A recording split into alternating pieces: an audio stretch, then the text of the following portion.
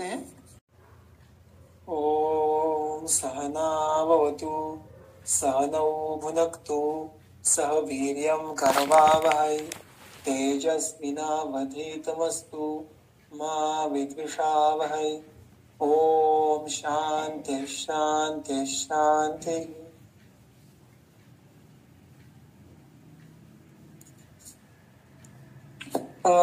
नमस्कार। हमने कल जो हमारा चरक संहिता सूत्र स्थान अध्याय क्रमांक 5 के अनुषंग से अध्ययन शुरू किया था। उसने हमने कल तो मुख्यत्वे जो दूसरा चतुष्क है स्वस्थ चतुष्क उसका हमने एक रैपिड रिव्यू लिया था, ऐसा हम कह सकते हैं, या स्काई व्यू लिया था। और किस प्रकार से स्वास्थ्य इस विषय के बारे में भिन्न भिन्न मुद्दों की जो रचना है वो हमें चरक संहिता में की गई देखने के लिए मिलती है चतुष्क में, वो हमने देखने का प्रयास किया था। और उसके बाद जो पहला सूत्र है उससे प्रारंभ किया था और हमने ये बात देखी थी कि मैंने कल आपको वो पीडीएफ हमारे ग्रुप में मैंने आपके साथ साझा की है कि उसमें ये बात मैंने बताई थी कि किस प्रकार इस शुरुआत के हिस्से में, अध्याय के शुरुआत के हिस्से में मात्रा के बारे में वर्णन है। यानी जब स्वस्थ चतुष्क की शुरुआत वो आहार मात्रा से करते हैं तो it is in self explanatory कि कितना महत्व होगा आहार के मात्रा इस विधि के बारे में। और हमने उपक्रम और उपसंहार इन संज्ञा विशेषों के बारे में भी देखा था। अगर आपके सामने चरक संहिता सटीक है तो सूत्र क्रमांक जो 6 है उसकी जो अंतिम की कुछ पंक्तियां हैं चक्रपाणी की, वहां पे वो स्पष्ट रूप से कहते हैं कि प्रतिज्ञातम अर्थम न्याय संपादितम उपसंहरति। तो बहुत बार हमें छोटी छोटी बातें भूल जाते हैं, किंतु मुझे इस पे थोड़ा सा आपका फोकस लाना आवश्यक लगा, क्योंकि मुझे ये पढ़ने के बाद हमारे पदार्थ विज्ञान के जो प्रथम वर्ष के जो ये थे चैप्टर्स थे या जो अध्ययन था वो मुझे याद आया कि तब हमारे द्वारा सबसे दुर्लक्षित या सबसे कठिन ऐसा विषय जो हुआ करता था, क्योंकि उसका हमें एप्लीकेशन समझ में नहीं आया करता था। और यहाँ पे व्याकरणकार टीकाकार बहुत बार इस प्रकार के जो कुछ उसके एप्लीकेशन है वो हमें कहे जाते हैं। तो देखिए यहाँ पे मैंने आपके सामने जो वो पीडीएफ फाइल में भी रखा है कि सूत्र क्रमांक 3 से लेकर 6 तक उसमें एक जो संगति बनी है। सूत्र क्रमांक 3 शुरू कैसे होता है, मात्रा स्यात् आहार मात्रा पुनः अग्निबलापेक्षिणी। तो आहार मात्रा ये अग्निबलापेक्षिणी होती है, ये उसकी ओपनिंग कमेंट है। और जो सूत्र क्रमांक 6 की अंतिम, अगर आपने देखा जो उसका अंतिम वाक्य है वो है सा ऐसा भवती अग्निबलापेक्षिणी मात्रा। सो मानो वो उन्होंने फिर एक बार कंक्लूड किया है या एम्फसिस किया है कि इस प्रकार ये वो अग्निबलापेक्षिणी मात्रा होती है। तो इस प्रकार से सूत्र क्रमांक 3 में जो एक विषय शुरू होता है वो 6 में संपूर्ण होता है। ये एक प्रकरण हुआ और इसका उपसंहार यहाँ पे अंतिम वाक्य से किया है। और इसमें हमें क्लासिकल जो एक न्याय संपादितम इस परिभाषा का उपयोग किया है कि कैसे हमने अगर न्याय शास्त्र में किस प्रकार से रचना होती है, अगर कोई आर्ग्यूमेंट करना है या कोई विषय की कोई अभिव्यक्ति करनी है, कोई प्रेजेंट करना है, तो उसके लिए पंचावली वाक्य जिसके बारे में हमने सुना है, तो उस जैसा उसके जैसा एग्जैक्टली नहीं लेकिन उस जैसी यहाँ पे रचना देखने के लिए मिलती है कि पहले वो कोई एक प्रतिज्ञा करते हैं कि आहार मात्रा ये अग्निबलापेक्षी होते हैं, और फिर जो बीच के सूत्र क्रमांक 4, 5 और 6 इनमें मिलाकर वो उस बात को मानो सिद्ध करते हैं, प्रूव करते हैं। और फिर एक बार वो ये बात कहते हैं जैसे हम हमारे एक्सपेरिमेंट्स के बुक में लिखा करते थे कंक्लूजन, वैसे हेंस प्रोवन। इस प्रकार से सूत्र क्रमांक 6 के अंत में वो बात पूर्ण होती है। तो इस प्रकार से मुख्यत्वे इन 4 सूत्रों में मात्रा का जो उसका वैशिष्ट्य है वो उन्होंने सिद्ध किया है, संपूर्ण किया है उसका वर्णन। किंतु ये हम सूत्र स्थान पढ़ रहे हैं, ये बात हमें हमेशा स्मरण में रखनी चाहिए। और यहाँ पे सारे सिद्धांतों का जो वर्णन है वो प्रायः सूत्र रूप से किया है, जिसका विस्तार, जिसका एप्लीकेशन, जिसका एक्सप्लेनेशन, एलेबोरेशन ये हमें इसी स्थान में या किसी अन्य स्थान में आगे चलकर ग्रंथ में देखने के लिए मिलता ही मिलता है। जैसे कि यहाँ पे अभी मात्रा शितीय में मात्रा का विशेष वर्णन है और उसका आहार का बाकी जो वर्णन है वो प्रायः स्वस्थ चतुष्क में अधिकतर आता नहीं है। उसमें आहार के व्यतिरिक्त जो अन्य बाकी मुद्दे हैं, जैसे हमने देखा कि रोज नित्य उपाय, ऋतु साधने के उपाय, अनुषंग से उपाय, फिर उसके आगे हम देखा था कि वेगान धारणीय, न वेगान धारणीय, इस अध्याय में कर्म संबंध भिन्न भिन्न बातें, फिर ऋतु संबंधित जो शोधन की बातें हैं, व्याधि उत्पन्न ना हो उसमें, फिर निज आगंतु, ये सारे व्याधि प्रकार आए, और फिर इंद्रिय मन तक। यहाँ पे जो स्वस्थ वृत्त में आहार का जो सबसे बड़ा विषय है उसका उल्लेख सिर्फ यहाँ पे आता है, और आगे चलकर कहीं कहीं प्रसंगवशात आता है। इसीलिए उन्होंने आहार का बहुवक्तव्यत्वात्, कि जिस विषय के लिए मुझे अलग से विस्तार पूर्वक उसकी एक योजना करने की आवश्यकता हो, उसके लिए उन्होंने पूरा चतुष्क दिया है, अन्नपान चतुष्क, जिसमें आहार द्रव्य के बारे में चर्चा है।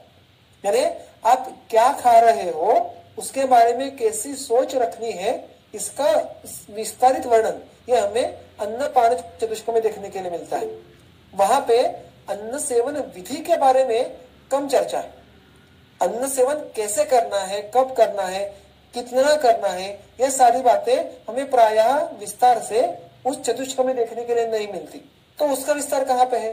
तो उसका विस्तार विमान स्थान के अध्याय क्रमांक 1 और अध्याय क्रमांक 2 में देखने के लिए मिलता है।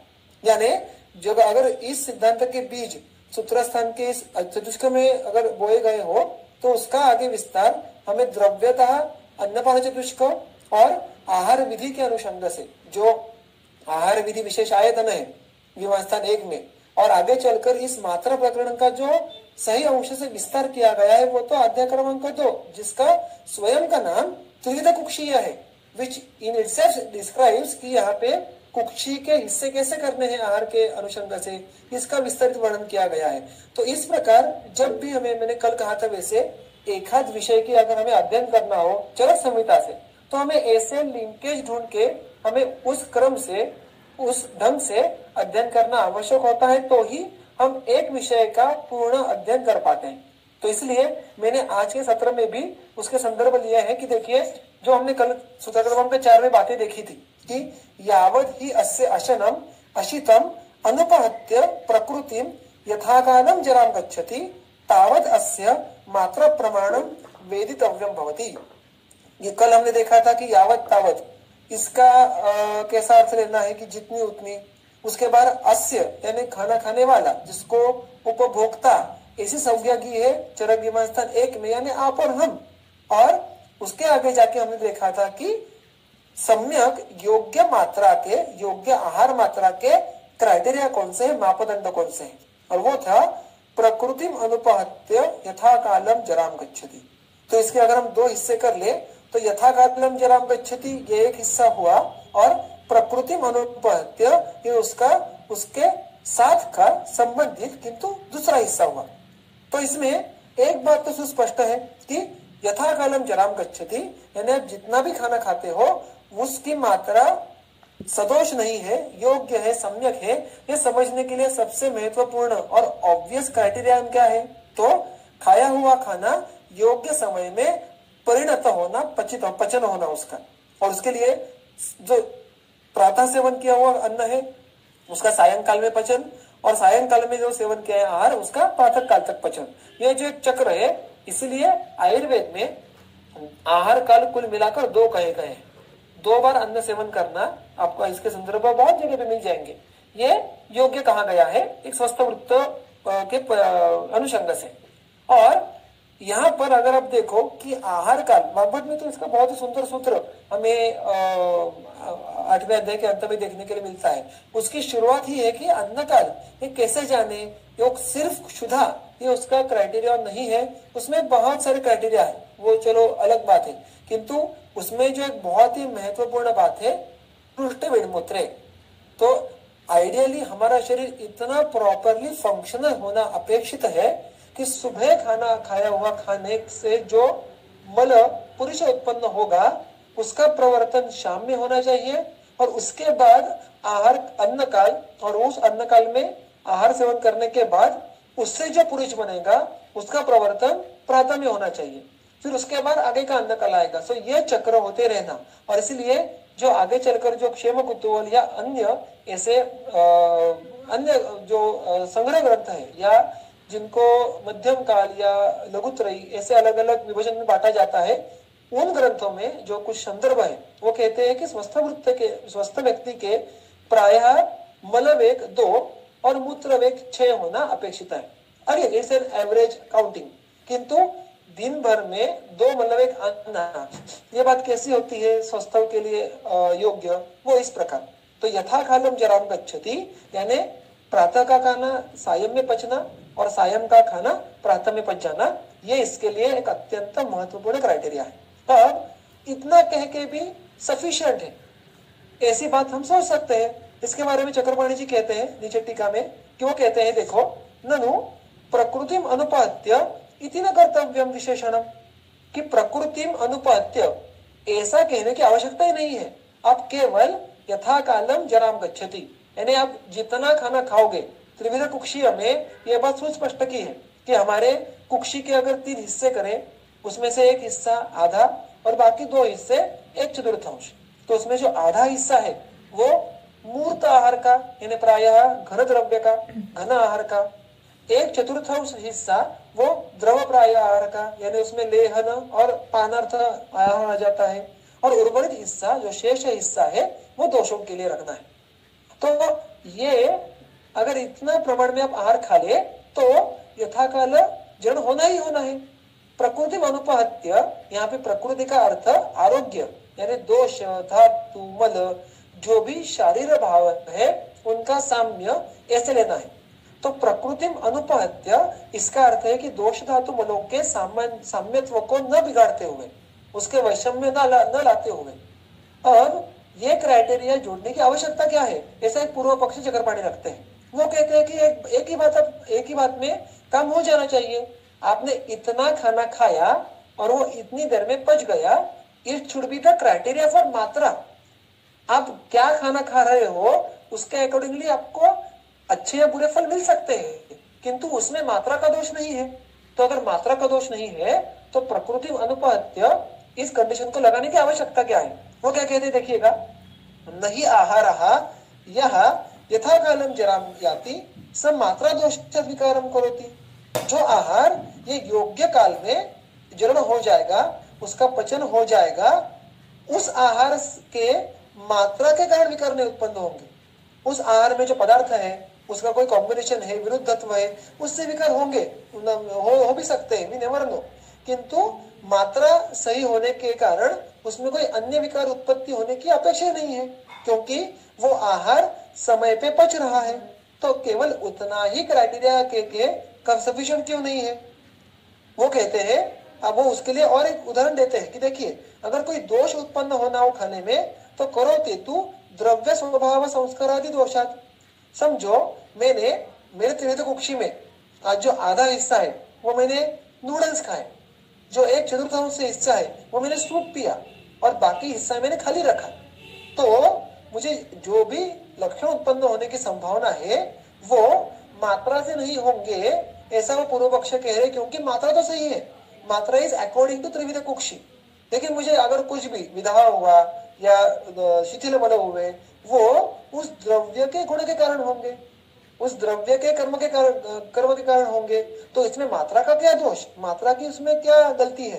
तो मात्रा का एक ही क्राइटेरिया रखिए आप कि वो समय में पच रहा है या नहीं।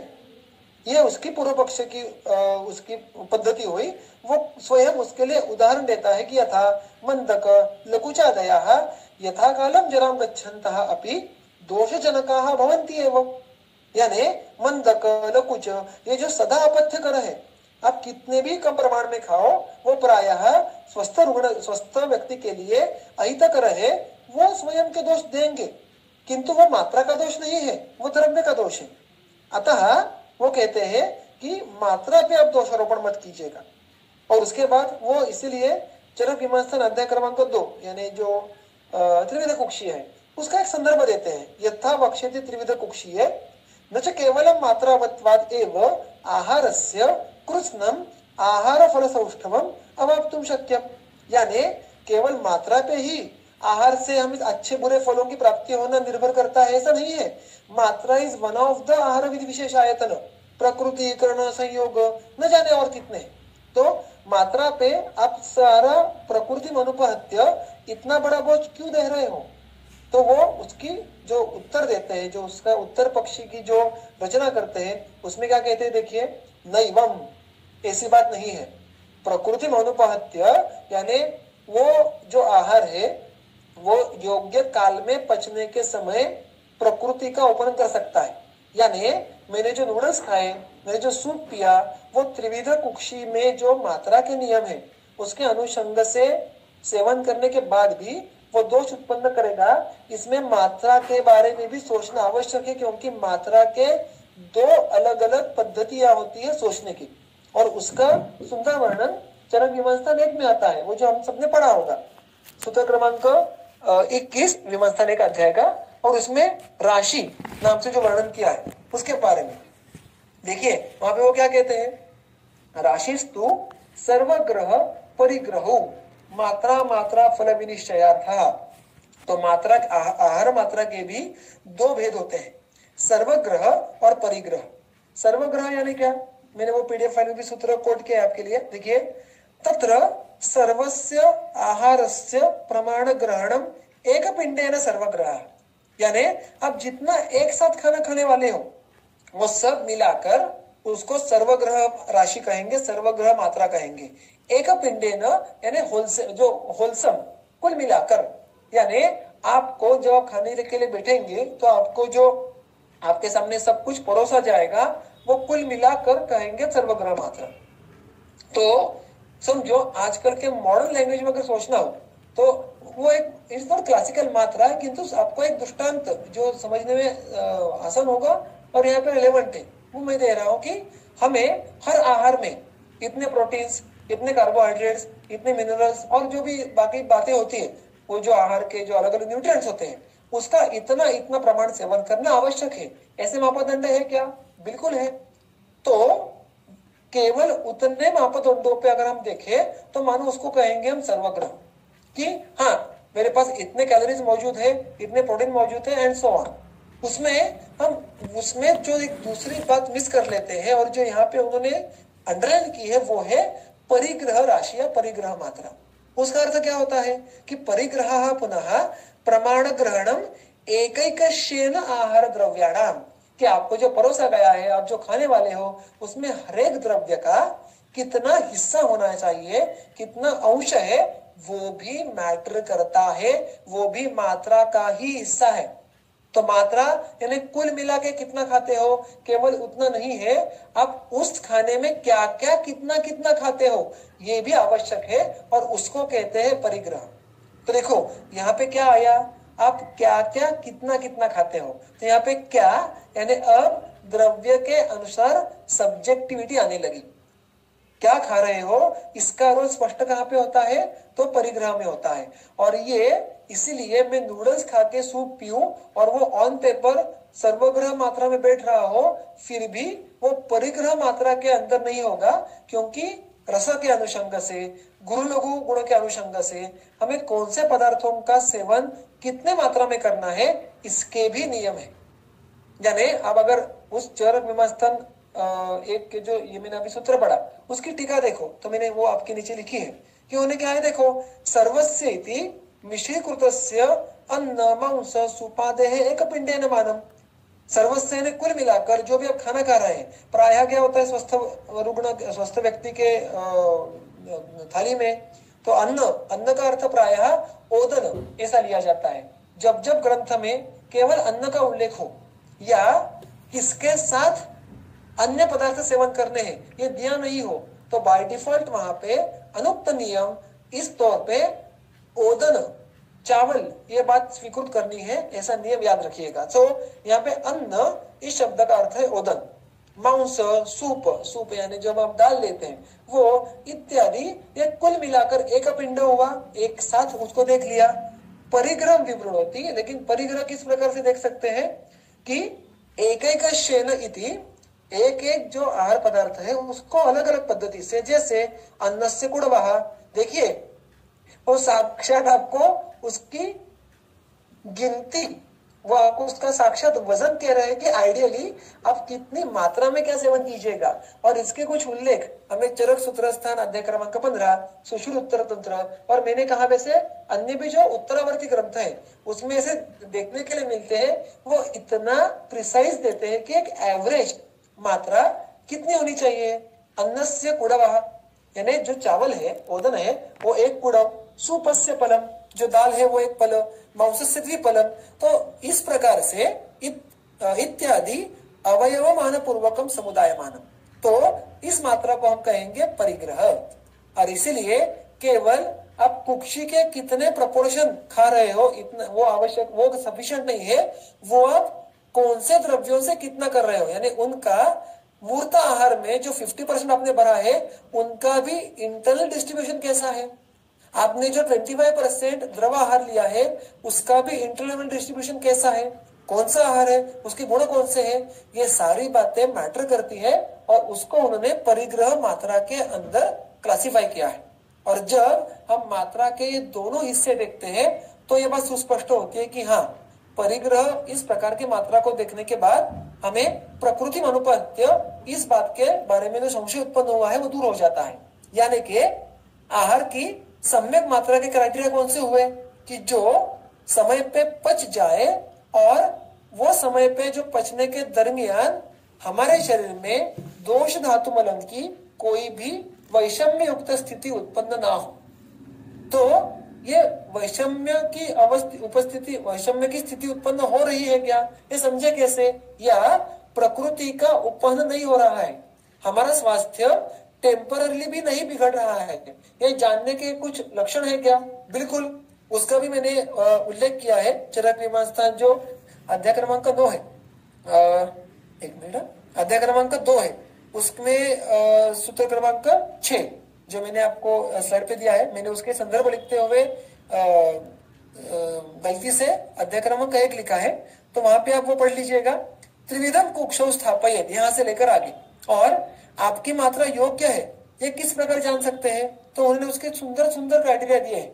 वो कहते हैं सूत्र क्रमांक 6 में, कुक्षे है अप्रपीडनम आहारेण, यानी आहार सेवन करने के बाद हमारे कुक्षी, यहाँ पे कुक्षी का अर्थ होता है उदर, वो उदर का पीड़न ना होना, हृदय से अनवरोध, हृदय का अवरोध ना होना, हृदय के स्थान में अवरोध की जो प्रतीति है वो ना होना, पार्श्वयो अविपाटनम, पार्श्व में कोई पीड़ा ना होना, अनति गौरव उदरस्य, कितना सुंदर वर्णन है।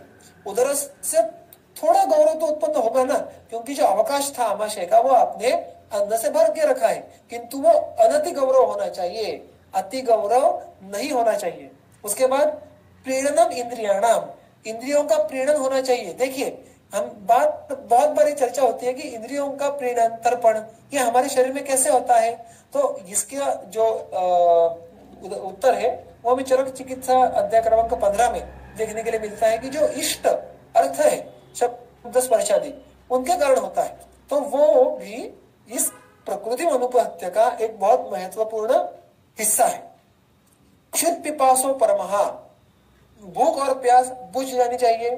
स्थान, आसन, शयन, गमन, उच्छ्वास, प्रश्वास, हास्य, संकथासु सुखानुभूति, कि आप जो भी क्रिया करोगे, बैठोगे, खड़े होगे, हंसोगे, बात करोगे, उसमें सुख होना चाहिए। अब कभी अगर शादी में गए या किसी के पार्टी में गए तब हम खाना बहुत बार ठूस लेते हैं, और जब वो ठूसते हैं तो हम ये सारी क्रियाएं सुख से नहीं कर सकते। हम क्या कहते हैं कि मुझे अभी उठने की भी मुझे ताकत नहीं है या इच्छा नहीं है, मुझसे बात मत करो, बोला भी नहीं जा रहा, तब हम क्या थके हुए होते हैं क्या। तो बिल्कुल इस क्लम को सुश्रुत ने बहुत सुंदर संज्ञा दी है, अन्न क्लम, यानी प्रायः ऐसे बहुत सारे स्वस्थ लोगों में भी देखने के लिए मिलता है कि आहार सेवन करने के बाद कुछ हद तक आयास उत्पन्न हो जाता है, जो श्रम उत्पन्न हो जाता है, जो आयास के बिना, without any kind of exertion you feel tired और फटीग, वो बहुत माइल्ड भी हो सकता है, कभी कभी सीवियर भी हो सकता है। वो अनायास न होने के कारण उसको क्लम कहते हैं, और वो आहार सेवन के बाद होने के कारण उसको अन्न क्लम कहते हैं। तो बहुत सारे रुग्णों में खाना खाने के बाद इस प्रकार का अन्न क्लम अत्यधिक देखने के लिए मिल रहा हो तो विकृति है, हमें उस पे आमाशय, रसधातु, इस पे कार्य करके उसको दूर करना आवश्यक होता है। और सायं प्रातश्च सुखेन परिणमनम, ये बात तो हमने अभी काल यथा कालम जराम गच्छति के अनुषंग से देखा। और अंत में बल वर्ण उपजय करत्वञ्च, that is the ultimate aim of our आहार सेवन। इति मात्रावताः लक्षणम आहारस्य भवति, ये मात्रावत आहार का लक्षण है। तो ये सारे क्राइटेरिया हैं। देखो किस प्रकार से यहाँ पे उन्होंने प्रकृति अनुपहत्य जरा यथा कालम जराम गच्छति, इसका सूत्र रूप से वर्णन किया और उसका विस्तार हमें चरक मीमांसा अध्याय क्रमांक 2 में देखने के लिए मिला। That is the way Charaka Samhita describes multiple topics. और इस प्रकार से अगर हम अध्ययन करें तो हमें एक एक विषय के बारे में उसके गंभीर से गंभीर जो अर्थ है वो समझ के लेना संभव होगा। ये भी बात आपके सामने सोदाहरण स्पष्ट करने की मेरे जो प्रयास वो हमेशा रहेगा। ठीक है, तो इन दो शब्दों में इतनी सारी, इन दो क्राइटेरिया में इतनी सारी बातों का ग्रहण करना अपेक्षित है। और फिर ये देखने के बाद अभी फिर एक बार वो सूत्र पढ़ता हूं तो आपको ये सारी बातें एक बार फिर रिकॉल हो जाएंगी कि यावत ही अस्य अशनम अशितम अनुपहत्य प्रकृतिम यथा कालम जराम गच्छति तावद अस्य मात्रा प्रमाणम वेदितव्यम भवति, उसकी उस इंसान की मात्रा, उस इंसान की या उस मनुष्य की मात्रा है, ये समझ के लेना आवश्यक है। अब यहाँ पे एक और बहुत जो एक वैशिष्ट्यपूर्ण चर्चा है वो ने क्या की है कि अस्य, ये जो क्रिया माफ कीजिएगा जो सर्वनाम है, यानी इस व्यक्ति का, ये षष्ठी एक वचन का जो रूप है अस्य, ये उपयोग में लाने की आवश्यकता क्या है, ऐसा भी प्रश्न उपस्थित किया है। तो वहां पे भी चक्रपाणी एक बहुत ही सुंदर एक मुद्दा यहाँ पे नोट करते हैं। वो आपको इसी चौथे सूत्र के टीका में देखने के लिए मिलेगा। मैं पढ़ता हूं और आपको समझाता हूं। द्वितीयम अस्य इति ग्रहणम अन्यत्र प्रतिषेधार्थम, यानी ये जो मात्रा प्रमाण है वो अन्य व्यक्ति के लिए नहीं है, यानी देयर कम्स अ सब्जेक्टिविटी। दो व्यक्तियों की मात्रा एक जैसी ही हो ऐसा आवश्यक नहीं है। दोनों व्यक्ति स्वस्थ भी हो तो भी दोनों की मात्रा, आहार मात्रा ये भिन्न भिन्न हो सकती है। अतः तेन यस्य एव यावती मात्रा निर्विकारा तस्य एव सा मंतव्या न अन्येषाम। जिस व्यक्ति में जितनी मात्रा विकार उत्पन्न नहीं करेगी, दोष उत्पन्न नहीं करेगी, वो उस व्यक्ति की मात्रा है। अन्य व्यक्ति की मात्रा वो नहीं हो सकती, वो वही हो सकती है, अलग हो सकती है। प्रतिपुरुषम अग्निबल से भिन्नत्वात्, उसका हेतु क्या है, अर्थात क्योंकि प्रतिपुरुष अग्निबल में भिन्नत्व रहता है और आहार मात्रा अग्निबल अपेक्षित होती है। तो अगर अग्निबल भिन्न रहा तो अर्थात आहार मात्रा भी व्यक्ति सापेक्ष भिन्न हो सकती है। और इसलिए परिवार के सारे व्यक्तियों ने एक जितना ही आहार सेवन करना, ऐसा नियम हो ही नहीं सकता। यह हमें बहुत बार लोगों को समझाना पड़ता है। उसके आगे बहुत सुंदर वर्णन करते हैं कि यद्यपि च एकस्मिन् पुरुषे कालादि भेदेन अग्निबल भेदा भवति। तो वो कहते कि देखिए एक ही व्यक्ति में भी हमें अग्निबल में वेरिएशन देखने के लिए मिलता है। किस कारण, मुख्यत्वे कालादि भेदेन, काल और इत्यादि अलग अलग क्राइटेरिया हो सकते हैं, लेकिन काल ये सबसे महत्वपूर्ण उसका अंश है जो हम सब अनुभूत करते हैं। अभी वर्षा ऋतु हो रहा है तो प्रायः अनेक विध व्यक्तियों में क्षुधा, जरण शक्ति कम हो जाती है, हेमंत ऋतु में बढ़ जाती है एंड सो ऑन। तो देखिए सब्जेक्टिविटी को तो दूर रखो, एक व्यक्ति में भी अग्निबल कांस्टेंट नहीं है। It varies from time to time and because of different factors also. तो एक आहार मात्रा एक व्यक्ति के लिए भी कांस्टेंट नहीं है, इतना वेरिएशन आ जाता है।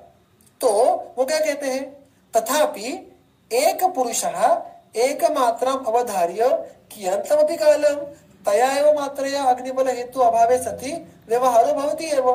तो एक प्रश्न का वो उत्तर देते हैं कि वो कहते हैं कि अगर इतना वेरिएशन होगा, इतना ही नहीं, कल बारिश थी, आज धूप थी, कल फिर बादल आ गए, परसों फिर धूप आ गई, तो रोज की भी हमारी जो अग्नि का बल है वो कुछ अंश में, कला अंश में कम अधिक हो सकता है।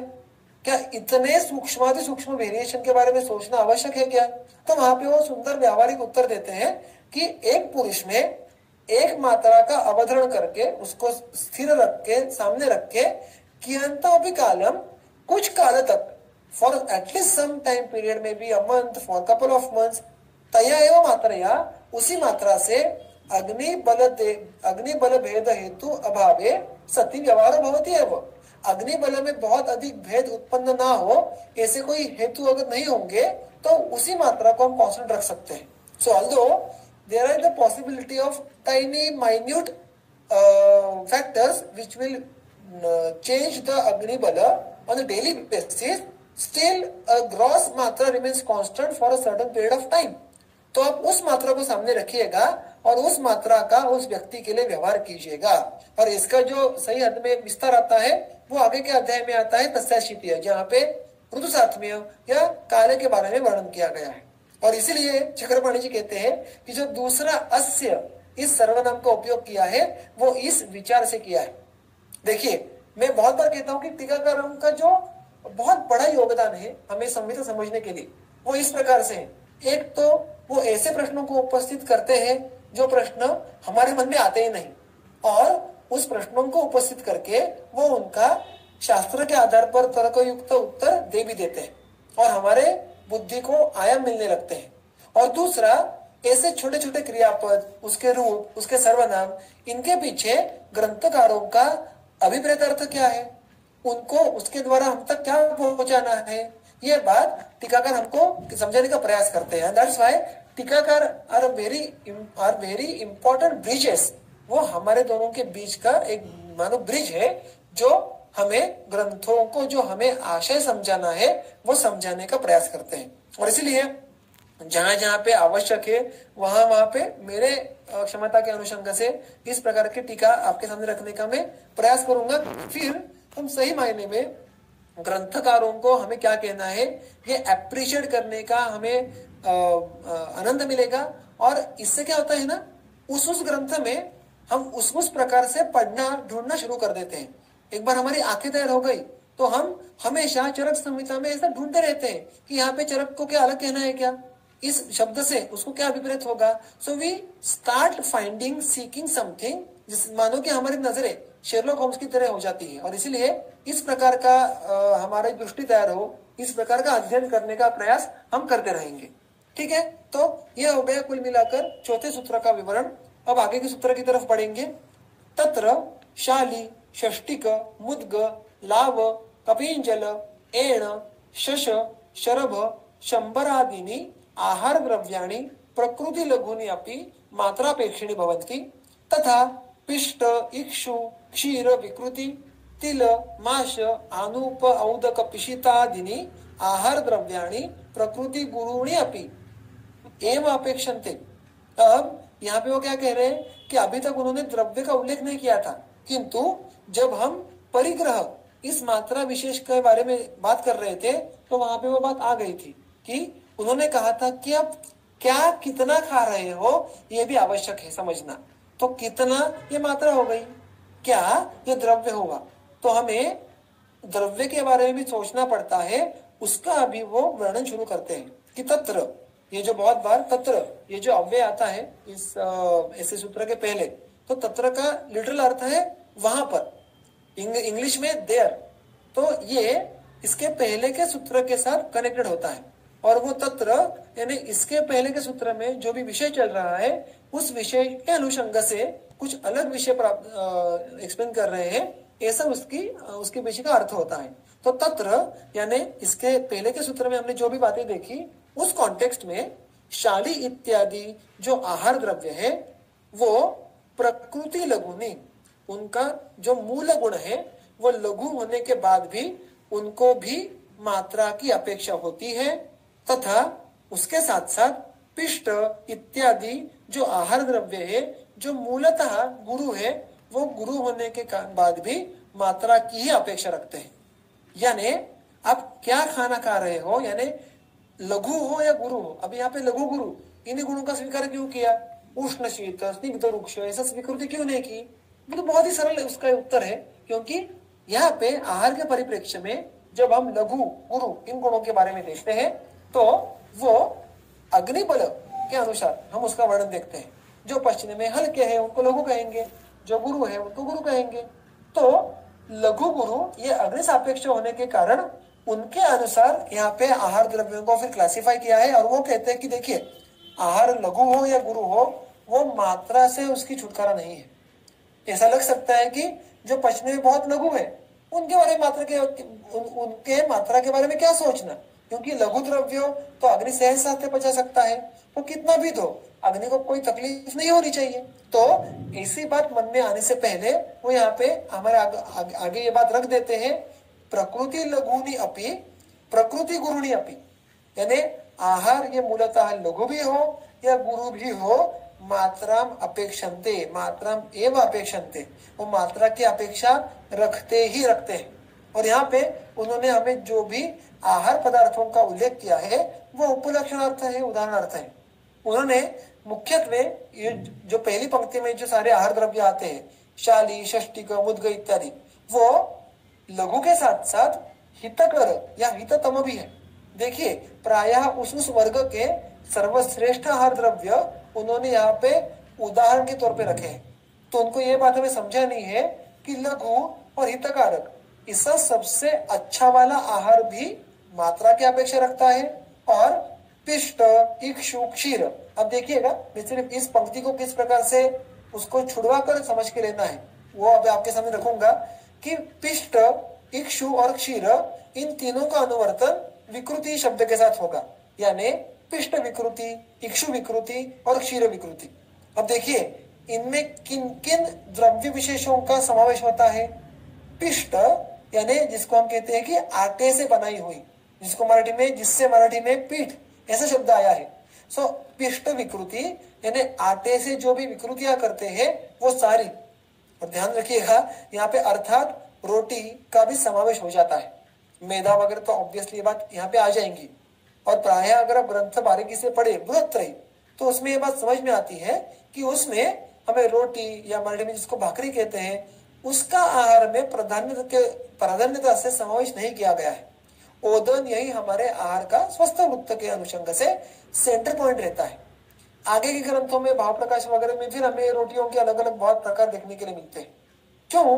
क्योंकि पिष्ट करने के बाद वो जो मूल आहार था उसकी आहार विकृति हो जाती है, वो पचने में तुलनात्मक रीत्या गुरु होती है। और अतः पिष्टान्न सेवन का जो इसे अध्याय में अब अगर आगे चल के देखो सूत्र क्रमांक 9 उसमें उन्होंने कहा है गुरु पिष्टमयम तस्मात् तंडुलान पृथुकान अपि न जातु भुक्त्वान खादेन मात्राम खादेत बुभुक्षिता, यानी जो पिष्टमय पदार्थ है, नीचे चक्रवाणी टीका लिखते हैं कि पिष्ट विकार आटे से बनाए हुए पदार्थ है, उनकी मात्रा का सेवन कम करना है। जिसको अच्छी खासी भूख लगती है उसने भी इसका कम प्रमाण में ही सेवन करना है।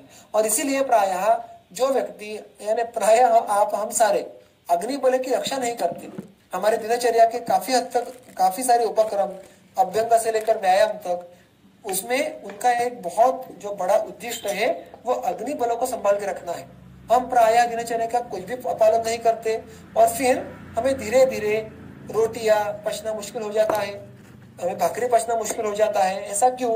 क्योंकि हमारे अग्नि की जो मूल जो उसकी ताकत है उसकी हम पिष्टमय पदार्थों के द्वारा बल अल्प अल्प कर देते हैं। और फिर एक अवस्था ऐसी आ जाती है कि अग्नि बल इतना कम हो जाता है कि वो पिष्टमय पदार्थ नहीं पचा पाता।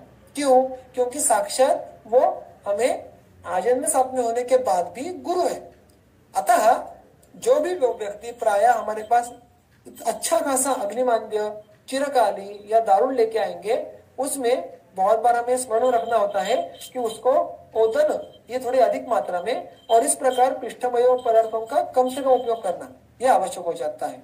तो इस प्रकार पिष्ट विकृति, इक्षु विकृति यानी गन्ने के जो सारे प्रोडक्ट्स है वो सारे इसमें आएंगे। क्षीर विकृति यानी सारे मिल्क प्रोडक्ट्स, अर्थात अभी यहाँ पे कुछ तारतम्य होगा, घृत कितना गुरु होगा, उससे अधिक गुरु दूध कैसे होगा, पनीर चीज की तो अलग ही बात है। तो उनके अंदर जो तारतम्य है वो तो हमें देखना है, किंतु जो ऊपर एक तो प्रकृति लघु ऐसे द्रव्य है उनकी तुलना में तो ऑब्वियसली ये सारे द्रव्य गुरु होते हैं। और इन गुरु द्रव्यों का आगे जाके हम देखने वाले हैं कि शीलन करना बड़ी मात्रा में ये अपेक्षित नहीं है। और ये हमें पढ़ने तक ये बात बहुत ही सीधी लगती है, किंतु जब हम चिकित्सालय में बैठते हैं तो रुग्णों को पथ्य कहने के समय मुख्यत्वे बहुत सारे विकारों के मूल में या विकारों के साथ हमें अग्नि विकृति देखने के लिए मिलती है। तब इन सारी बातों को पथ्य पथ्य में कहना यह अत्यंत आवश्यक हो जाता है अगर चिकित्सा को यश मिलना हो तो। उसके आगे देखिए, तिल, माश, आनुपपिशित और औदक पिशित। पिशित यानी मांस, तो अनुपावदक मांस हम सबको ये बात ज्ञात है कि वो गुरु है। और आदिनी, ऐसे भी जो बहुत सारे आहार द्रव्य है, तो इन सब में कॉमन फैक्टर क्या है? प्रकृति गुरुणी। प्रकृति गुरुणी ऐसा क्यों कहा है? क्योंकि ये मूलतः गुरु है। उनमें अगर आप कुछ संस्कार करें, उसमें आप कुछ संयोग करें, तो उसमें लाघव आ भी सकता है, किंतु वो बात यहाँ पे नहीं कर रहे। वो जो मूलतः लघु है, जो मूलतः गुरु है, उनको मात्रा की अपेक्षा होती ही है, ऐसा विधान वो यहाँ पे करते हैं। तो ये कंडीशन उन्होंने ऐड की कि आप कितना खाना खा रहे हो, इसमें आप जो भी खाना खाओ उसको कोई आपद नहीं होगा। आप कितना भी लघु खाना खाओ, कितना भी हितकर खाना खाओ, उसको मात्रा की अपेक्षा है ही। आप सबसे अच्छा हितकर खाना भी अगर पेट भर खाएंगे तो भी दोष उत्पन्न होने वाला है, ये संदेश वो हमें दे रहे हैं। और इस अनुषंग से जो आगे का सूत्र है वो और इंटरेस्टिंग है कि किस प्रकार इस द्रव्य विशेष और मात्रा विशेष इनके बारे में हमें समझ के लेना है और इसका व्यवहार हमें करना है। किंतु वो भी एक चर्चा का एक थोड़ी विस्तृत संवाद का विषय है। तो हम इस सूत्र क्रमांक 6 पे जो विस्तृत विवेचन है उसके बारे में हम हमारे आगे के सत्र में देखेंगे। आज के लिए जो विषय वर्णन था वो यहाँ पे मैं समाप्त करता हूँ। अगर किसी को कोई प्रश्न है, कोई डाउट है, तो अभी मुझे पूछ सकते हैं, या इसके बाद भी आप ग्रुप का उपयोग उसके लिए कर सकते हैं। कल 9:30 बजे ही ऐसे ही लिंक। तर मग कुठलाही पिष्ट असेल तर ते गुरुच होतं का? म्हणजे गहू किंवा ज्वारी कंपॅरिझन मध्ये ज्वारी लघु पडते गव्हापेक्षा, पण ती पचण्यासाठी गुरुच असते का? तो ये देखो, मैंने वही बात कही आपको कि आपने प्रश्न बहुत अच्छा पूछा कि यहाँ पे गुरु लघु से लेकर गुरु, ये एक पूरा अब जैसे नंबर लाइन कोड करते हैं ना कि 0 से लेकर 100, और उसमें बीच बीच में हम कहीं कहीं तो प्लेस या उसको पॉइंट करते हैं वैल्यूज को, वैसे हमें लघु और गुरु को देखना है। तो यहाँ पर ये जो प्रकृति गुरु है, ये एनीवे उसका आपको आगे के सत्र में अच्छा सा उत्तर मिलेगा एक्चुअली, कि जिन आहार पदार्थों का सेवन आप अल्प प्रमाण में करना है उसको इस अधिकरण में गुरु कहा गया है। तो उसमें तारतम्य बिल्कुल होगा। उसमें जो गेहूं का आटा होगा वो थोड़ा और कम सेवन करना पड़ेगा। जो ज्वारी का आटा होगा वो तुलनात्मक रीत्या लघु होने के कारण, या मैं अलग शब्दों में कहूंगा कम गुरु होने के कारण थोड़ी अधिक मात्रा भी सेवन करे तो चलेगा। किंतु एक जो सर्वसामान्य गुरु द्रव्यों का सेवन कितना करना अपेक्षित है, उस मात्रा को क्रॉस करने की हमें जो परमिशन है वो हमें यहाँ पे नहीं मिलेगी। तो उसके क्राइटेरिया क्या है वो आगे के 2 सूत्र में आने वाले हैं। वो क्राइटेरिया में जो द्रव्य बैठते हैं उनको गुरु कहना है, तो उसमें सारे पिष्टमय पदार्थ आ जाएंगे। लेकिन उसके भीतर जो और सूक्ष्म से सूक्ष्म भेद होगा वो तो अर्थात वो हर द्रव्य के अनुषंग से रहेगा ही रहेगा। या कोई और प्रश्न है? आपको उत्तर मिल गया आपका? हाँ sir. Okay, thank you sir. अध्याय में कुक्षी के 3 भाग बताए गए हैं, और तो हम ये पेशेंट को कैसे समझाएंगे कि यहीं तक आपको खाना है? कभी कभी पेशेंट कहता है कि मेरी इच्छा होती है तो मैं खा लेता हूँ, तो उसको प्रैक्टिकल में हम कैसे बताएंगे? या अपने पे भी कभी कभी ये करना मुश्किल होता है सर, कभी हम ज्यादा खा लेते हैं। तो इसलिए जो हमने अभी जो विषय देखा कि उसके जो लक्षण है कि आपने योग्य मात्रा में आहार सेवन किया है, वही सारे उस सूत्र क्रमांक 6 में है कि आपको कुक्षे प्रपीडनम आहारेण, ये सारे जो लक्षण है, तो आप जब तक आहार सेवन कर रहे हैं, मतलब आपके जो 2 अन्नकाल है, तो पहला अन्नकाल में आहार सेवन करने के बाद शाम तक इन लक्षणों की अनुत्पत्ति होना, और उसके साथ साथ ये जो सारे है कि इंद्रिय का पीड़न होना, सुखानुभूति होना, और शाम में फिर एक बार आहार काल की उत्पत्ति होना, ये अगर सिलसिला बना रहे तो वो मात्रा आपके लिए सही है। तो इसलिए, और मैंने दूसरा जो मुद्दा कहा था वो कि ऐसे निर्देश जो चरक सूत्रस्थान अध्याय क्रमांक 15 सुश्रुत में दिए हुए हैं कि प्रायः एक एवरेज व्यक्ति के लिए गिनकर भी कितना खाना खाना चाहिए। तो अर्थात गिनकर कोई नहीं खाना खाता, जो प्रायः जन्म से लेकर हम खाना खाना शुरू करते हैं, तो हमें अगर क्रॉस चेक करना है, इंट्रोस्पेक्ट करना है कि हम सही खाना खा रहे हैं क्या, तो हमें दिन भर में 2 काल प्रायः अच्छे से भूख लगना, आहार काल उत्पन्न होना और इन दोनों कालों में आहार के कारण कोई विकृति उत्पन्न ना होना, यही उसका लक्षण है। उसमें कोई गिनती की बात नहीं आएगी हमेशा कि आपको ये गिन चुनकर खाना है। It is just for the sake of vague understanding while having the food, ऐसा हमें उसको मानना चलेगा, मान के चलना पड़ेगा। Okay sir, thank you. तो ये बात अनुमान गम्य है, वो गिनना अपेक्षित नहीं है। लक्षणों के अनुसार हमें क्रॉस चेक करते रहना है कि हाँ, हम इसका मात्रावत सेवन कर रहे हैं, अतः मुझ में मात्रावत आहार के सारे लक्षण हमें देखने के लिए मिल रहे हैं चरक विमान स्थान अध्याय क्रमांक 2 सूत्र क्रमांक 6 के अनुसार। अर्थात इसमें वेरिएशन तीक्ष्णाग्नि के अनुसार, व्याधिता के अनुसार बिल्कुल होगा। So what we are talking here about is the ideal most scenario.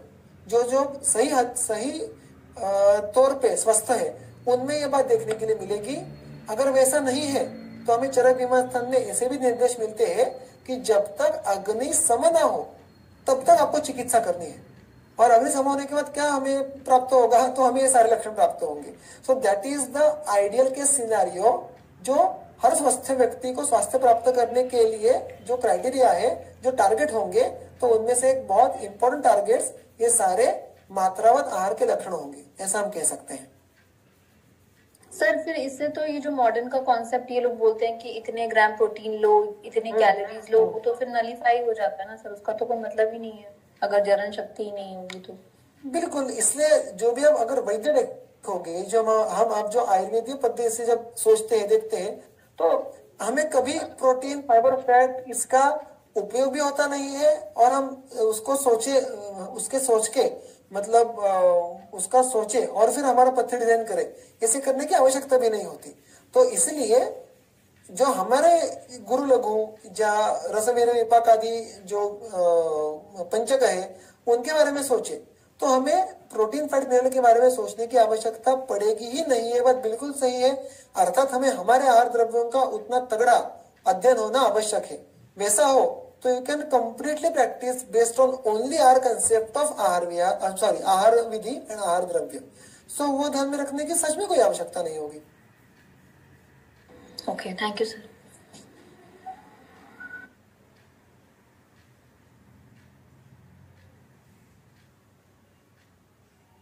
ठीक है, तो सभी श्रोतृ वर्गों को धन्यवाद। कल फिर एक बार